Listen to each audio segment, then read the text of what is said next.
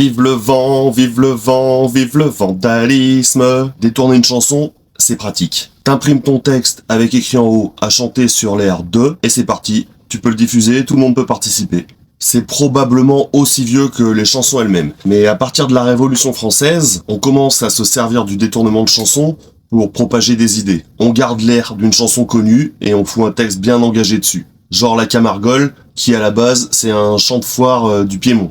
Puis au 19e siècle, t'as les goguettes, qui sont des sortes de clubs populaires où on se retrouve pour picoler et puis pour chanter à tour de rôle. C'est des lieux où on critique pas mal le pouvoir. Normal, c'est rempli de travailleurs, d'ouvriers, d'artisans. À cette époque, la censure, elle est violente. Tous les airs doivent être validés par les autorités. Donc en prenant un air préalablement validé, tu prends moins de risques.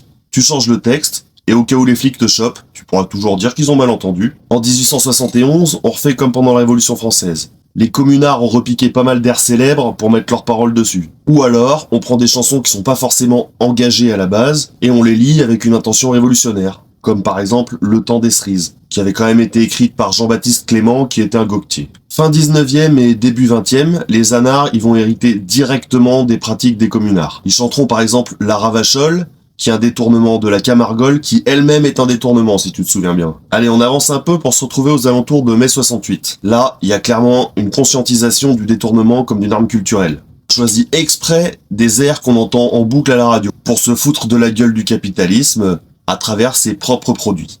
En mars 68, justement, Jacques Dutronc et Jacques Lanzmann sortent Il est 5 heures, Paris s'éveille, qui sera pendant 2 semaines en première place du top 50. La cible est parfaite. Jacques Leglou s'en empare, et ça devient Il est 5 heures, le nouveau monde s'éveille. Autant dans la version Dutronc, la capitale se réveille sous les yeux d'un insomniaque désabusé, autant celle de Leglou, laisse-moi te dire qu'on est le lendemain matin du grand soir. Ça parle de brûler des bagnoles, de pendre des flics à la tripaille des curés, et de finir en autogestionnant la cité.